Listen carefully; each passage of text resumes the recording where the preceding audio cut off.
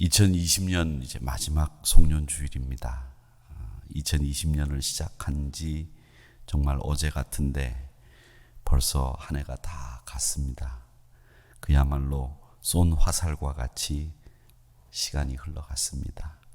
여러분 감회도 남다르리라 생각하는데 2020년은 정말 우리가 경험해 보지 못했던 너무나 많은 일들이 있었습니다. 2021년도에는 이런 어려운 일들이 이제 종식되고 하나님께서 주시는 놀라운 복과 은혜를 마음껏 누리는 한 해가 되었으면 좋겠다. 이렇게 새해 계획을 세우고 기도하는 가운데 98년차 사무총회 지난 12월 첫 주, 둘째 주 드렸는데 사랑을 나누는 교회라는 제목으로 설교를 했습니다. 그때 제가 섬기면 섬김을 받는다. 먼저 섬기는 것이 섬김의 원리, 성경에서 가르치는 원리입니다. 그걸 심고 나누는 법칙입니다. 이렇게 말씀을 드렸습니다. 나누고 심고, 심고 나누고 이것이 이루어질 때 우리도 누리게 되고 헤아리게 됩니다. 이렇게 말씀을 드렸습니다. 사랑하는 성도 여러분, 우리가 사랑을 나누자 이런 얘기를 정말 많이 하는데 사랑을 나누어야 되는 이유가 뭘까? 우리 성도들은 또 사람들은요, 이 사랑 나눔이 필요하기 때문입니다. 다 사랑이 필요한 사람들이지 사랑이 필요 없는 사람은 아무도 없습니다. 다 사랑이 필요하고 관심이 필요하고 또 이해가 필요한 사람들입니다.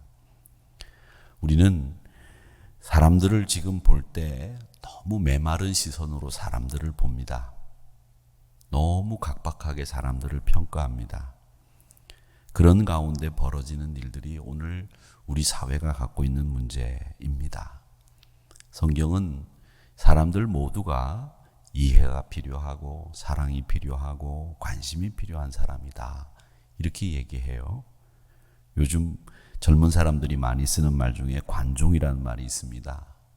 관종이라는 말이 별로 좋은 말은 아니래요. 관심을 끌기를 원하는 일, 그런 사람들, 그걸 관종이라고 부르는 모양인데 우리 모두는 어쩌면 한 사람도 예외 없이 다른 사람의 관심 받고 싶은 사람들입니다.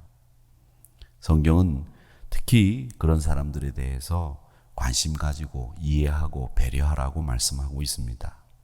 특히 구약은 그런 사람을 가난한 사람이라고 부르고 그 사람들은 꼭 우리의 도움이 필요한 사람이다. 이렇게 말씀하셨는데 그 가난한 사람, 즉 우리의 관심이 필요한 사람은 세 가지 기준이 있습니다. 하나는 생존을 위해서 필요한 것을 잃어버린 사람, 꼭 관심 가져줘라.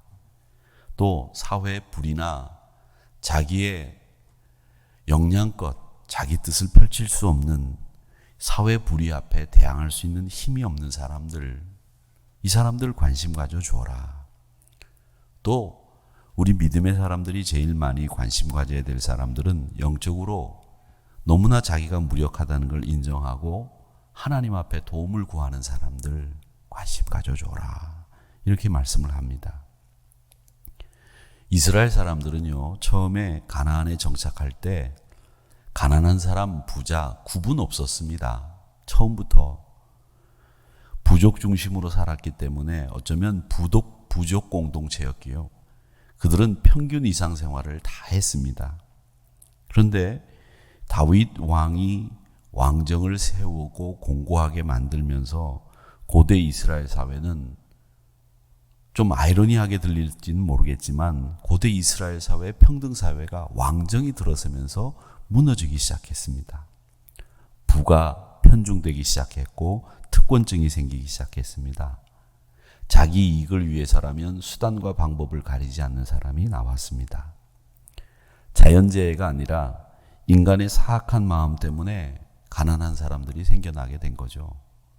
이 가난을 성경은 그렇게 인간의 죄와 사악한 마음 때문에 생겨난 악이라고 보는 거죠. 그래서 가난을 자랑할 이유도 없고 가난이 있어서도 안 된다는 것이 성경의 가르침이에요. 악입니다. 그리고 부자들에 의해서 합법적으로 착취당하고 가난한 사람들에게는 너무나 불합리한 그 사회 체제가 더욱 가난하게 만들고 더욱 비참하게 만들었다는 거죠. 그런데 그때는 보면 한결같이 유대인들이 말이죠. 하나님의 율법에 관심 가지지 않고 율법을 무시하고 하나님을 경외하지 않는 사람들로 가득 차 있었습니다. 특히 신약시대는 이 가난한 사람들의 가난이 더 깊어지고 헤어나올 방법이 사라져 버렸어요.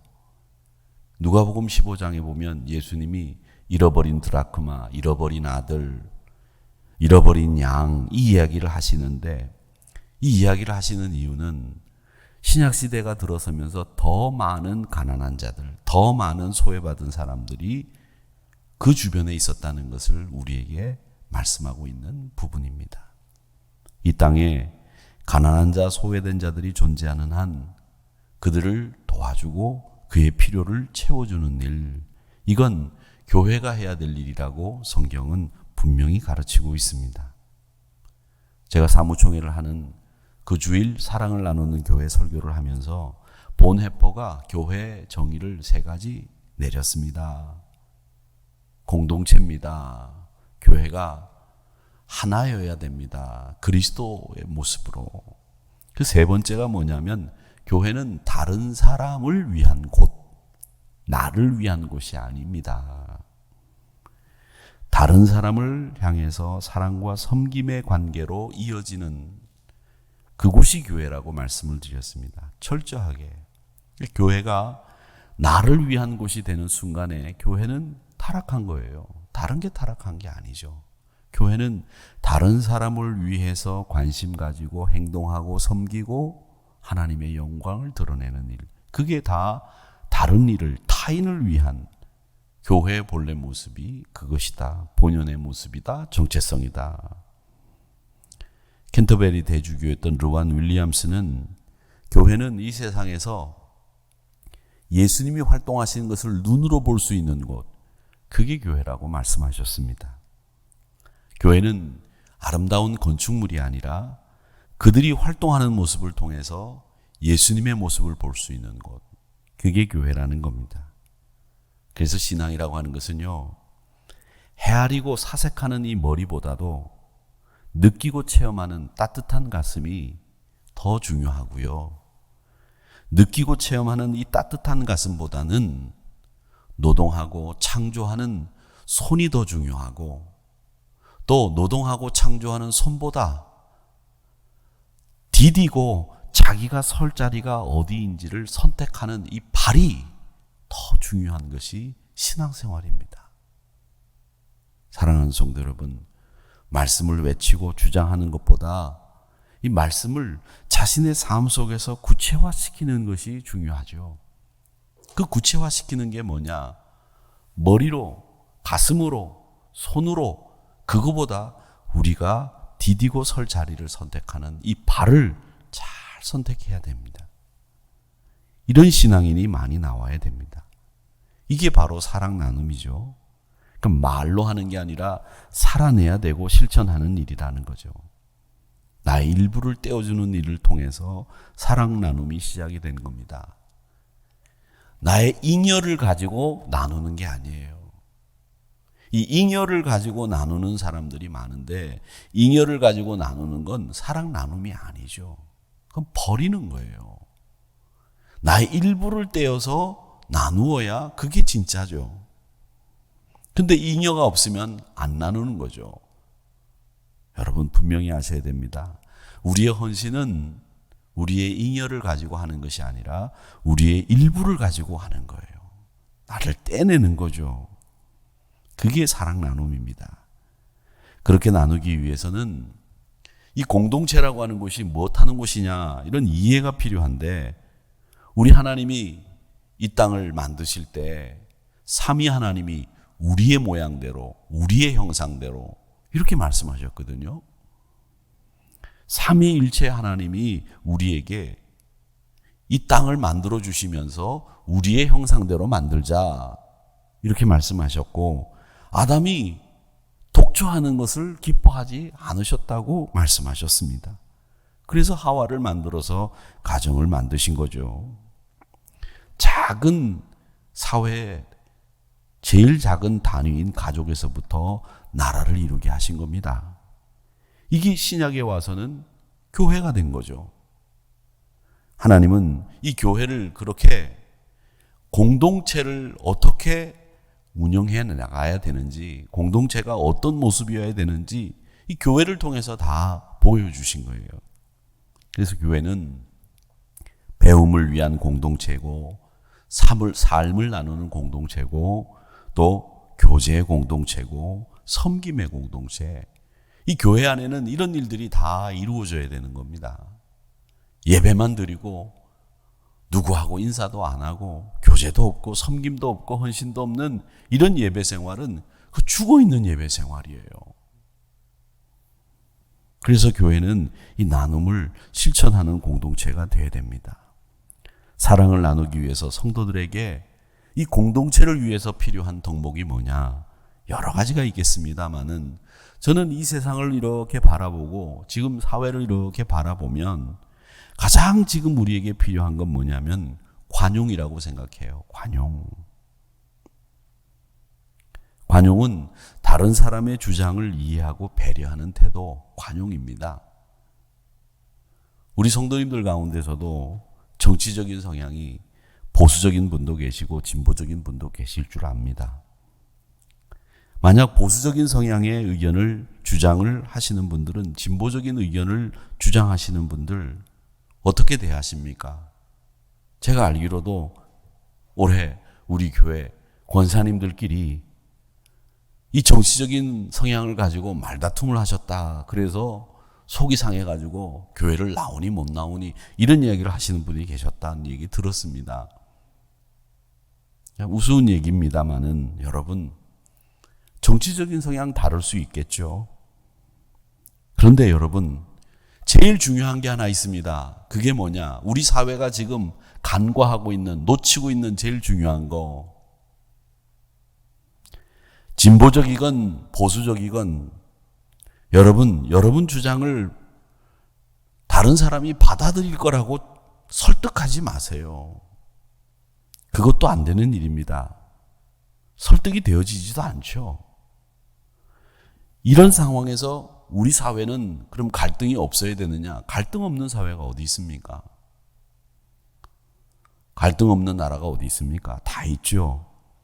근데 여기서 제일 중요한 게 관용인데, 이 관용은 그 사람의 의견을 받아들이는 게 아니에요. 관용은 그 사람의 권리와 그 사람을 존중해 주는 거, 그 사람의 이야기를 청취해 줄 줄 아는 거, 들어줄 줄 아는 거, 이게 관용이에요. 근데 우리 사회는 내 의견하고 다르면 귀 닫아버리고 눈 닫아버리고 그 다음에 싹 무시하는 거, 이게 몸에 배서요. 그러니까 사회가 점점 각박해지고 넘어설 수 없는 골들이 여기저기 생기는 거죠. 들어주고 이해하고 무엇보다도 제일 중요한 것은 나와 의견이 다른 사람을 존중해 줘야 되는데 이 존중해 주지 않는다는 거예요. 이게 관용이 없다는 거죠. 여러분, 나하고 다른 의견을 가진 사람이 있으면 제일 먼저 존중부터 해주세요. 그게 관용입니다. 그래야 갈등이 풀릴 수 있는 길도 보이고 갈등도 풀리게 되는 건데 우리는 존중하지 않습니다. 우리하고 의견 다르면 싹 무시하고 어떻게 해서든 잡아 넣으려고 그러고 죽이려고 그러고 사람 취급 안 하고, 이런 사회가 건강한 사회라고 말할 수 있겠습니까? 아닙니다.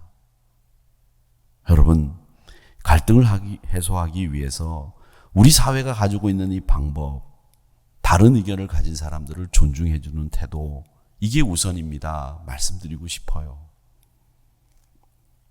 특히 요즘 우리 한국 사회가 너무 갈등이, 이건 보통 갈등이 아니에요. 여기저기서 갈등이 생겨서 이 갈등이 해결이 안 돼요. 가족들 간에도.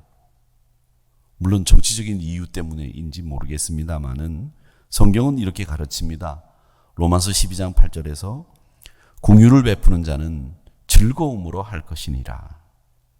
위로하는 자는 위로하는 일로, 구제하는 자는 성실함으로, 다스리는 자는 부지런함으로, 긍휼을 베푸는 자는 즐거움으로. 긍휼을 베푸면서 자랑으로 하지 말라는 거예요. 긍휼을 베푸면서 의시되지 말라는 거죠. 그런데 위로하는 자들은 이익을 얻기 위해서 위로하고, 구제하는 자들은 자기 낫내기 위해서 구제하고, 다스리는 자는 자기 힘 휘두르려고 다스리고, 긍휼을 베푸는 자들은 자기가 가지고 있는 잉여를 가지고 마치 선심 쓰듯이 그렇게 하는 일들이 지금 우리 세상 아닙니까? 그걸 성경은 알고 계셨어요. 그래서 위로하는 자는 위로하는 자는 위로하는 일로, 구제하는 자들은 성실함으로, 다스리는 자들은 부지런함으로, 긍휼을 베푸는 자들은 즐거움으로 일을 해야 되는 원칙과 태도를 분명하게 말씀하시고 있습니다. 빌립보서 4장 5절에서는 뭐라고 말씀하시는 줄 아십니까? 주님의 날이 가까이 오면 가까이 올수록 너희들의 관용을 많은 사람들에게 베풀어라, 알려라. 디모데전서 3장 3절에 보면 교회 지도자들에게 주시는 말씀입니다. 술을 즐기지 마라. 사람 때리지 마라. 관용해라. 교회 지도자들은 다투지 마라. 그리고 돈 사랑하지 마라. 이게 교회 지도자들에게 주시는 말씀입니다. 베드로전서 2장 18절에는 없습니까? 이런 말씀이 또 있습니다. 뭐라고 되어 있느냐면, 사환들아, 주인이 있는 사환들아, 범사에 두려워함으로 너희 주인에게 순종해라. 그리고 선하고 관용하는 사람들뿐만 아니라 까다로운 사람들도 순종하고 그 사람을 두려움으로 대해라. 근데 우리는 어떻습니까?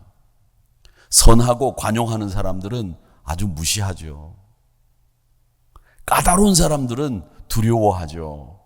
까다로운 사람들은 아주 세심하게 신경을 쓰죠. 세상이 다 그렇지 않습니까? 공무원들도 제가 그렇다고 말씀을 드렸는데 요즘은 이제 많이 변했습니다만은, 예전에 제가 젊었을 때 이 시골에 특히 관공서에 갈 때는 이 양복과 넥타이를 안 입고 가면 꼭 무시당합니다. 선하고 관용하고 이러면 사람들이 얕잡아 보죠. 그렇게 하지 말라는 거예요. 까다로운 사람도 그렇고 선하고 관용하는 사람에게도 범사에 두려움으로 순종하고, 이게 성도들에게 주는 이 사랑 나눔을 위한 덕목으로 성경은 분명하게 우리에게 가르치고 있습니다. 또 우리 여러분, 이 공동체에 필요한 관용도 있지만 우리가 사랑을 나누기 위해서 필요한 우리 마음가짐이 또 있는데, 그게 뭐냐? 여러분, 자아 존중이 필요합니다. 이 자아 존중이라고 하는 말은 자기 가치에 대한 확신이에요. 자기 가치, 다른 사람의 가치가 아니라 자신의 가치에 대한 확신. 우리는 어떤 사람입니까? 하나님의 형상을 닮은 존재예요. 그 존재만으로도 충분히 가치가 있고 사랑받을 자격이 있는 사람들입니다. 왜?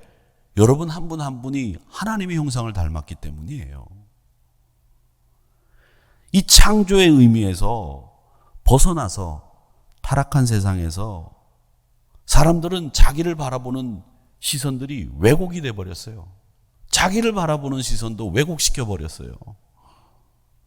우월한 외모를 가진 사람 좋아하고, 돈 많이 버는 사람 흠모하고 동경하고, 돈 못 버는 사람 무시하고, 능력이 조금 없어서 힘들게 살아가는 사람을 루저라고, 자아를 존중하는 분위기가 여긴 아무데도 없는 거예요. 그러니까 루저가 스스로 됐다고 생각하고 스스로 극단적인 선택을 하는 거죠. 성적이 뭐라고, 돈이 뭐라고? 이 세상보다도 바꿀 수 없는 그 목숨과 바꾸는 일들이 이 세상에 있는 일이 뭐냐? 왜곡된 시선으로 자기를 바라보기 때문에 그래요. 그렇게 세상이 만들고 있거든요. 또 막 재벌들을 욕하면서도 그 재벌들이 청문회 나와서 입술에 바르는 거 뭐 발랐는지 그거 연구해가지고 그게 동나버리는 이런 우스꽝스러운 세상이 우리가 살고 있는 세상이란 말입니다. 루터가 종교개혁을 하면서 95개 조의 반박문을 썼습니다. 그 95개 조의 반박문 가운데 4조가 뭔지 아십니까? 하나님의 사랑은 사랑받을 만한 가치가 있는 것만 사랑하는 그런 사랑이 아니라, 사랑받을 만한 가치가 있는 것만 사랑하는 게 아니라 하나님의 사랑은 사랑받을 가치가 있게 만드는 사랑이다. 말이 좀 꼬여가지고 어려워 보이지만 사람들을 하나님의 사랑을 받을 수 있도록 가치 있게 만들어주는 일, 그게 사랑이라는 거예요. 여러분, 관심 베풀고 이해 베풀고 나눠주고 좋아요. 그런데 그 사람을 우리가 사랑한다는 말은 그 사람을 하나님의 사랑을 받을 만한 가치 있는 사람으로 만들어주는 일, 그게 사랑이라는 거죠. 그게 하나님이 용납하신 사랑입니다. 여러분은 하나님의 형상을 받은 사람들이고, 여러분이 적어도 가족들이든 누구든 여러분 한 사람이라도 여러분을 사랑하는 사람이 있다면 그분들이 여러분을 하나님의 사랑을 받을 만한 가치 있는 그런 존재로 지금 만들어가고 있는 거기 때문에 여러분 자기 자신에 대해서 실망하지 마세요. 나를 먼저 존중해 주시라고요.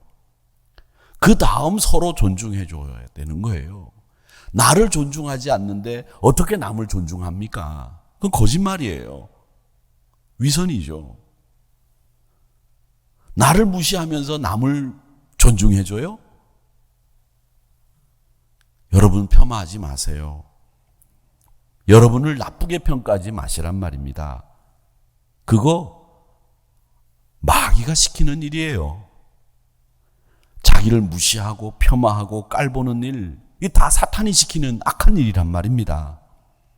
그러니까 마음의 문이 닫히는 거죠. 야, 나 같은 걸 누가 좋아해? 나 같은 걸 누가 사랑해?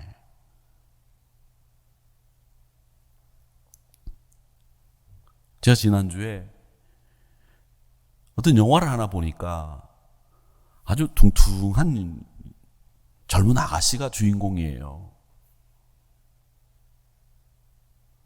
제가 볼 때는 참 이쁘더라고요. 그런데 미국 사회도 그렇잖아요. 날씬하고 뭐 얼굴이 막 이렇게 예쁘고 옷 잘 입고 이런 사람들이 이렇게 존경받고 막 이렇게 관심 받잖아요. 어떤 그 유명한 뷰티 회사에 이 아가씨가 자회사에 지하실 사무실에서 연구직으로 있어요. 그런데 이 아가씨의 꿈은 뭐냐? 그 회사의 본부가 있는 그 회사의 안대 데스크에서 많은 사람들의 관심을 받으면서 근무하는 게 그 여성의 꿈이었어요. 근데 정말 그 꿈을 이루어요. 근데 그 꿈을 이루는 게 어떻게 되는 줄 아십니까? 넘어져서 머리를 다쳐요. 그 머리를 다치고 난 뒤부터 거울을 보면 그 뚱뚱한 자기가 이 세상에서 제일 이쁘게 보이는 거예요. 그 다른 사람들이 의아하게 보는 거죠. 그런데도 남자들이 이렇게 쳐다보면 내가 이뻐서 쳐다보는구나. 남자들이 이렇게 뭘 하나 물어보면 나한테 작업 거는구나. 이렇게 생각하는 거예요. 그렇게 생각하니까 이 여성의 삶이 확 바뀌더라고요. 확 바뀌어요.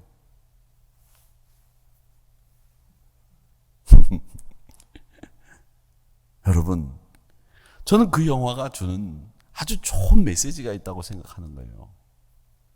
자기 가치를 확신하는 거. 그런 사람이 인생을 바꾸는 거예요. 로마서 16장 7절 말씀을 보면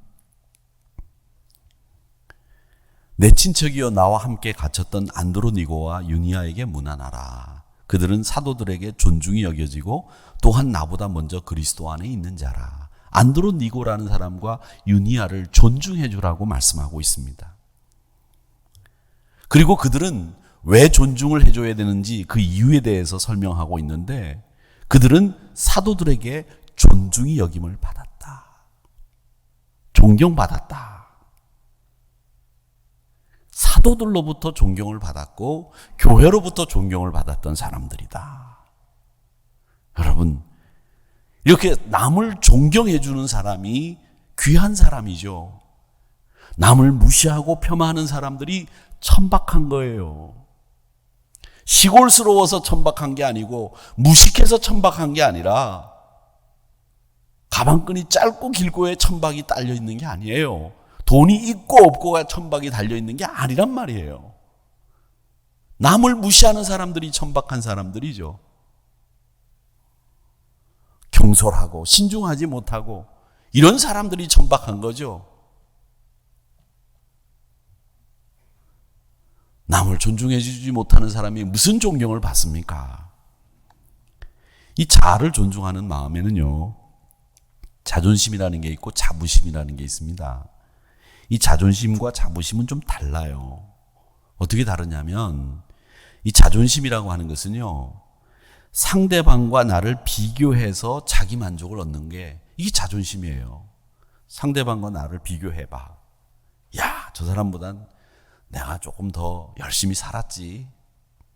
저 사람보다 내가 좀 별로 그렇게 썩 바람직한 것은 아니지만 상대방과 나를 비교해서 자기 만족을 얻는 게 자존심이에요. 그러니까 상대방이 있어야 자존심이 생기는 거죠. 남이 없는 자존심은 없습니다. 그러니까 자부심이라고 하는 것은 그럼 뭐냐? 자부심이라고 하는 것은 자신의 능력이나 노력으로 얻은 성과에 대해서, 자기가 한 일에 대한 성과에 대해서 긍정적인 자기를 평가하는 거. 야, 내가 그래도 열심히 살아서 이만큼 일구었다.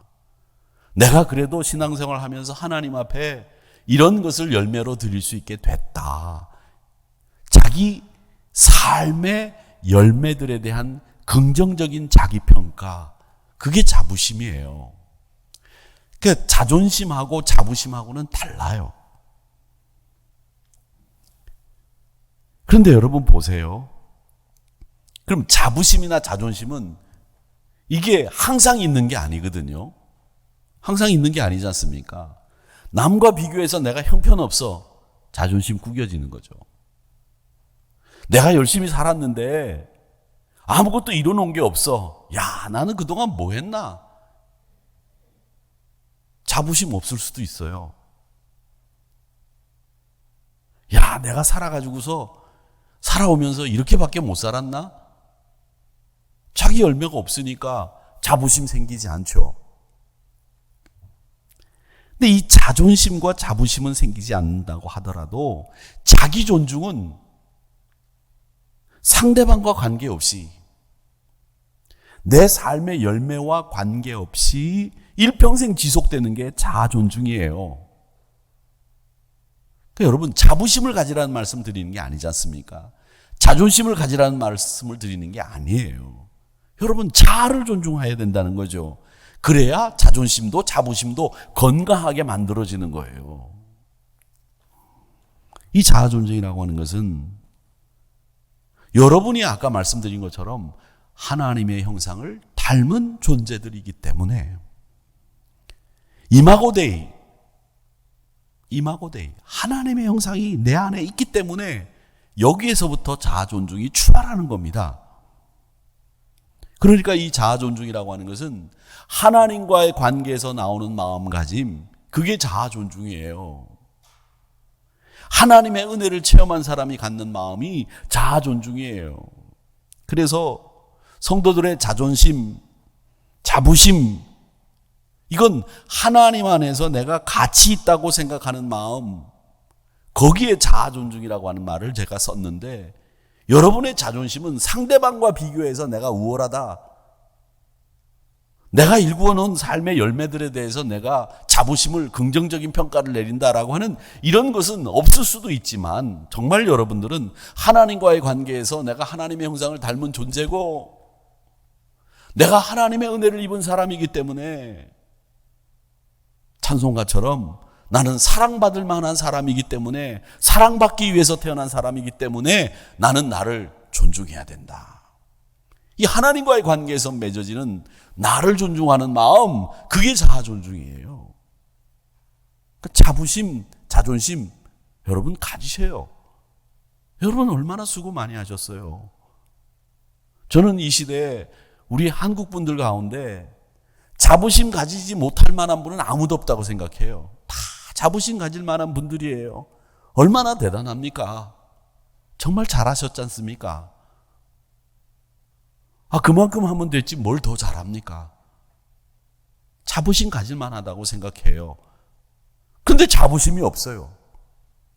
자존심 가질 만해요. 남들과 비교해서 미국하고 일본하고 비교하고 중국하고 비교하자고요. 좀 크게 비교하자고요. 옆에 있는 철수 아빠하고 비교하지 말고 영희 엄마하고 비교하지 말고 좀 크게 비교해서 우리나라 얼마나 자존심 가질 만한 사람들이에요. 그런데 그보다 더 중요한 것은 내가 하나님의 형상을 닮았기 때문에 나는 사랑받을 만하고 존중받을 만하다.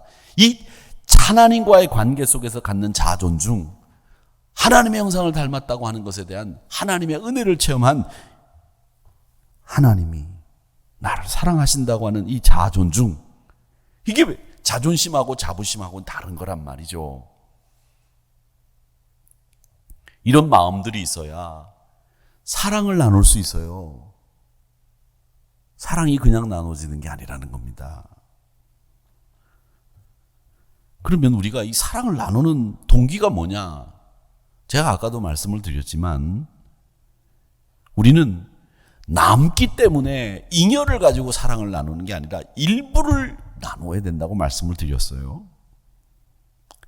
사도행전에 보면 이 초대교회가 같이 나누어 쓰고 필요를 따라 함께 살았던 공동체인데 이 공동체의 나눔이 말이죠. 출발이 어디서부터 시작했느냐? 하나님의 사랑에서 출발했습니다. 이웃을, 공동체 회원들을 사랑도 했겠지만 하나님의 사랑이 제일 큰 동기였어요. 사랑을 나누는 우리 교회가 정말 사랑을 나누기 위해서 우리가 가져야 되는 동기, 그 동기가 뭐냐? 하나님 사랑이에요. 하나님이 나를 사랑하셨기 때문에 나 더 사랑한다. 이게 원인이 그거여야 된다는 거죠. 어떤 분들은 사도행전에 나오는 얘기가 평등사회를 만들기 위한 하나님의 전략이었다. 그게 공산주의의 원형이다. 이렇게 얘기하시는 분들이 있는데 아니에요. 초대교회는 이념이 있었던 교회가 아닙니다. 이념이 뭐가 있겠었겠어요? 민주주의가 있었겠습니까? 공산주의가 있었겠습니까? 사회주의가 있었겠습니까? 자본주의라는 게 있었겠습니까? 뭐가 있었겠습니까? 아닙니다. 초대교회는 공산주의의 원형을 보여주는 게 아니라 초대교회는 하나님 사랑 받았기 때문에 하나님 사랑하기 때문에 그냥 그 사랑대로 나누고 살았던 거예요. 그러니까 거기에는 하나님의 사랑만 그 안에 있었던 거죠. 그 사도행전 4장과 5장에 그런 얘기가 나오는데 그 나눔의 긍정적인 모델이 있고 부정적인 모델이 두 개가 나오지 않아요. 긍정적인 모델은 누굽니까? 자기 밭을 팔아서 교회 앞에 내놓은 바나바. 긍정적인 모델이죠. 부정적인 모델은 누굽니까? 자기도 바나바를 흉내냈다가 그 밭을 판 가격의 일부를 감춘 아나니아와 삽비라. 부정적인 모델이죠. 사도행전 4장 33절 34절의 말씀에 보면 사도들이 전한 복음으로 무리가 큰 은혜를 받습니다. 그 은혜를 받으니까 가난한 사람이 없었대요.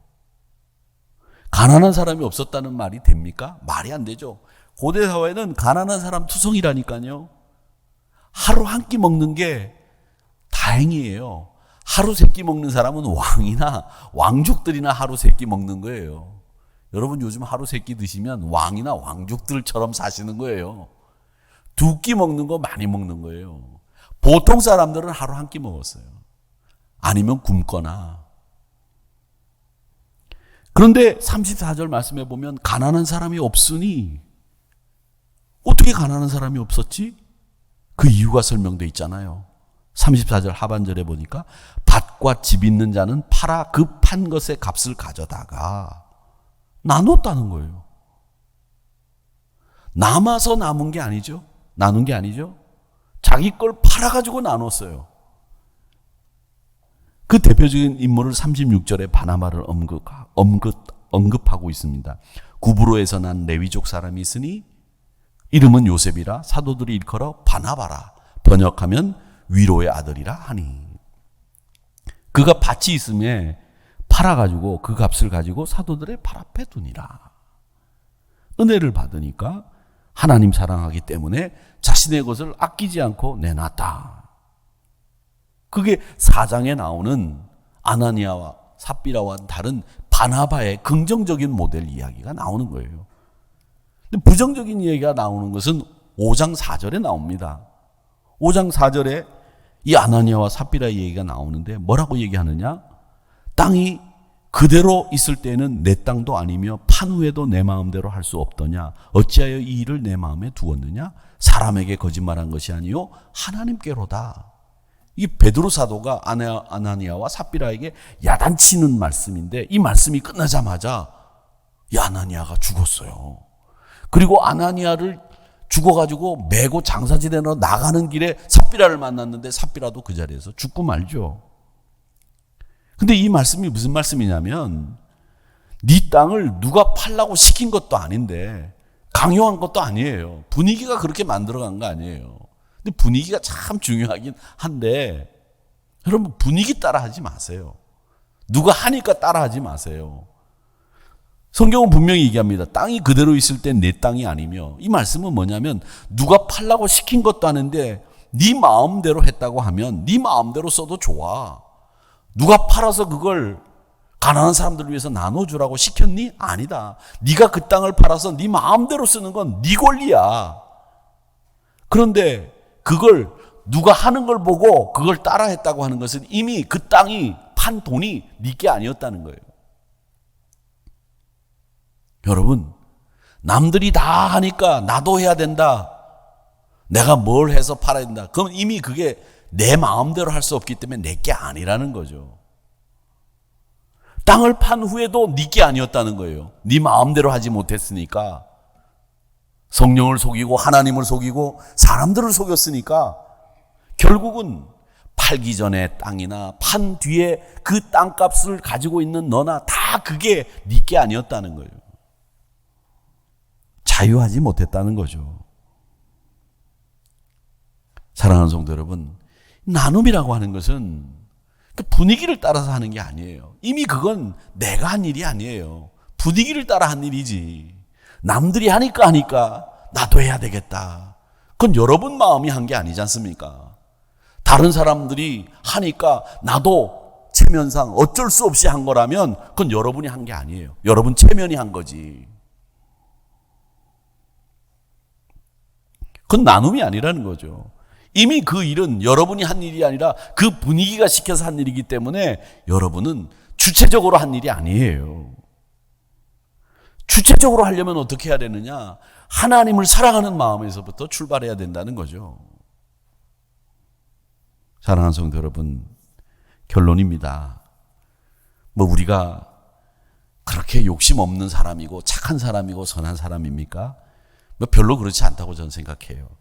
얼마나 욕심 많은 사람들입니까? 아무것도 없을 때는 그저 하나만 있었으면 좋겠다, 그렇게 생각하지만 정작 하나 가지게 되면 야, 하나만 더 있었으면 좋겠다, 이렇게 생각하는 게 우리 인간 아닙니까? 그렇게 욕심이 끝도 없이 하늘 높은 줄 모르고 늘어납니다. 이런 마음가짐 사랑 나눔 할 수 없습니다. 그래서 오늘 본문의 디모데전서 6장 17절 18절에서 사도 바울이 뭐라고 얘기하느냐? 네가 이 세대에서 부한 자들을 명하여 마음을 높이지 말고, 이게 무슨 말이냐? 부한 자들 보고 부러워하면서 네 마음을 높은 데다 두지 말고, 또 네가 가질 수도 없고 가져야 될 필요도 없는 그런 재물에게 소망 두지 말고, 오직 우리에게 모든 것을 후히 주사 누리게 하시는 하나님께 네 마음을 좀 두어라. 선을 행하고 선한 사업 많이 하고 나누어 주기 좋아하고 너그러운 자 좀 되라. 이게 바울이 우리에게 가르치는 말씀입니다. 여러분, 저는 목회하면서 로또에 당첨돼가지고 그 헌금하신 분 있다는 거, 우리 교단에 있다는 거, 교육관을 지었다고 하는 거, 제가 그거 하나는 알아요. 정말 그건 번개 맞을 확률이죠. 로또 사지 마세요. 로또 사지 말라는 말씀을 드리는 이유는 뭐냐? 정함이 없는 재물에 마음 두는 겁니다. 로또 사고 말고가 필요한 게 아니라, 그게 중요한 게 아니라 정말 중요한 건 뭐냐? 정함이 없는 재물에다가 왜 마음을 두냐고요. 제가 회개를 했습니다. 어떤 회개를 했느냐? 목사이기 때문에 언젠가 말씀드렸나요? 전화가 왔어요. 경비실에서 야간 경비원이 목사님 전화를 꼭 해야 된다고 전화를 하셨어요. 전화를 받았더니 어떤 연세가 좀 지긋한 분이 전화를 하셨어요. 하늘이교회 목사냐고. 예, 하늘이교회 목사입니다. 뭐라고 말씀하시냐면, 제가 그 하늘이교회 옆에 살았는데 저희 누님이 그 하늘이교회 옆에 있는 조그마한 교회를 다녔대요. 여기 교회가 조그마한 교회들이 또 의외로 많이 있어요. 근데 그 저희 누님 친구가 하늘이교회를 다니셨다는 거예요. 근데 아버님이 이곳에 토백인데 땅을 많이 가지고 계셨는데 돌아가시면서, 야, 네가 교회는 안 다녀도 꼭 교회를 하나 지어서 바쳐라. 그렇게 유언하셨다는 거예요. 그러십니까? 그럼 교회 지어서 바치시면 되겠죠. 제가 하늘이 교회를 지어서 바치겠습니다. 이러는 거예요. 귀가 얼마나 번쩍 뜨여요. 예? 제가 지금까지 우리 교인들한테도 그런 소리를 못 들어봤는데 생전 처음 전하는 분이 교회를 지어 바치겠다고 하니까 제가 저녁에 저녁밥 먹고 그냥 깜짝 놀랐어요. 이게 무슨 말씀이십니까? 아버님 유언대로 청계산 입구역에 2,000평 땅이 있는데 그 땅에다가 교회를 지어서 하늘이 교회를 바치겠습니다. 그러는 거예요. 얼마나 기가 막혀요. 믿기지 않으시죠? 그래서 제가 속으로 그 땅 그냥 주기만 해도 좋겠다, 이런 생각했어요. 안 지어져도 좋으니까. 그리고 그게 수요일 저녁이었던 것 같은데 금요일 날 제가 교회로 찾아오겠습니다. 그래서 제가 금요일 날 아주 그냥 그 시간만 기다리고 예쁘게 단장하고 기다렸죠. 오셨겠어요? 안 오셨겠어요?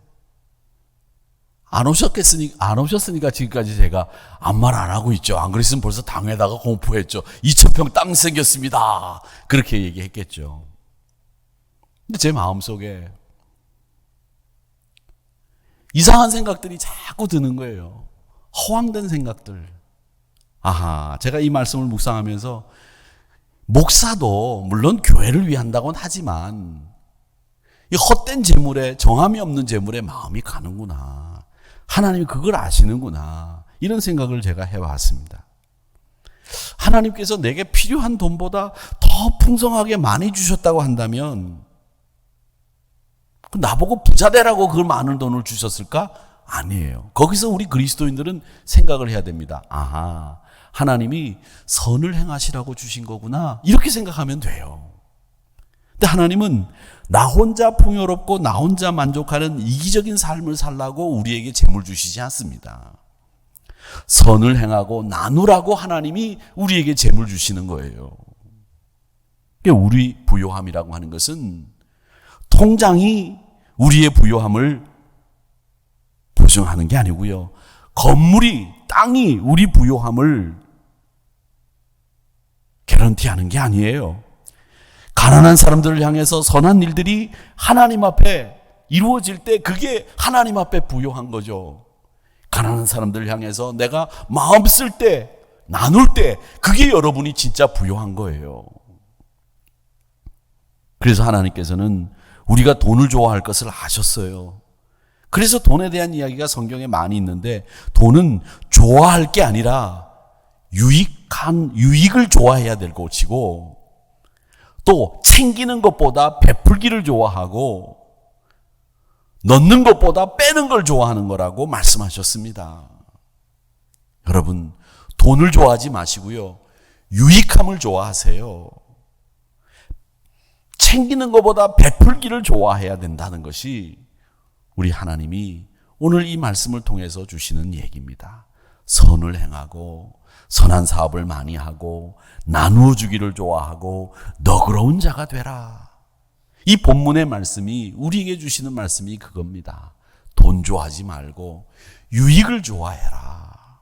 유익을 좋아해라. 챙기는 것보다 베풀기를 좋아해라. 나누어 주기를 좋아해라. 이제 곧 맞이하는 2021년 하나님을 사랑하는 마음으로 이 사랑 나눔을 적극적으로 실천해서 하나님께 칭찬받고 많은 사람들에게 풍성한 사랑을 나누어주는 우리 한우리 성도님들이 되시기를 주님의 이름으로 축원합니다.